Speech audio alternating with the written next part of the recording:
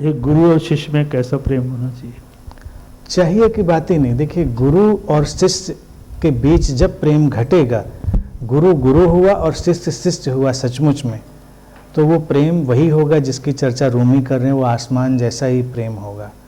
वो प्रेम अर्थ का ही, क्योंकि शिष्य हुआ ही शिष्य तब है जब उसने जीवन की व्यर्थता को देख लिया।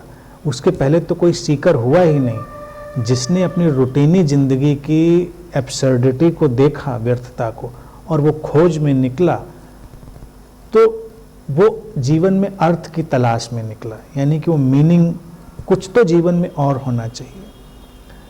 और गुरु वो एंटिटी, वो हैपनिंग है बॉडी माइंड में, उस शरीर मन में वो हैपनिंग है जहां उसको वो अर्थ, वो रोशनी दिखती है।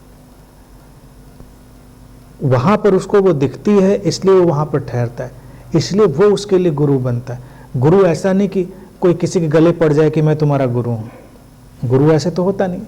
शिष्य को दिखी रोशनी कि यहाँ पर कुछ है ऐसा, मैं जिसकी तलाश करता था वो कहीं पर झलक उसकी हमको दिखाई देती है, तो वहाँ तो वो रिश्ता आसमान जैसा हो गया। अभी और ऊंचाई की तरफ उड़ेगा, इसमें और पर्दे गिरेंगे, इसमें और लेट गो आएगा, फिर इसमें और ऐसा मूवमेंट आएगा जिसमें किसी भी इंस्ट्रूमेंट की ज़रूरत नहीं होगी। तो वो प्योरेस्ट फॉर्म है।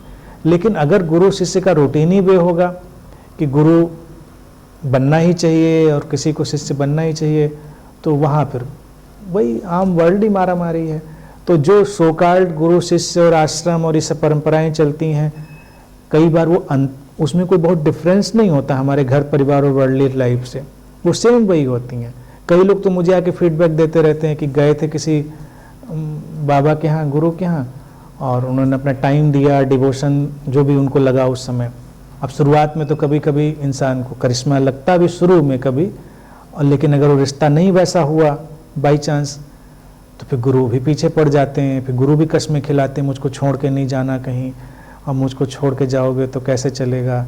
और शिष्य नहीं आया 10 दिन तो गुरु जी से गलियों के चक्कर काट रहे हैं, चिट्ठियाँ लिख रहे हैं। अब आजकल तो SMS कर रहे हैं, व्हाट्सएप कर रहे हैं, सोशल मीडिया पर ट्रैक कर रहे हैं, बहुत कुछ तामझाम चलता है। तो आश्रमों में जब कोई रियल सीकर आश्रमों में चला जाता है तो वो एक नए सिरे से डिसइल्यूजन्ड हो जाता है।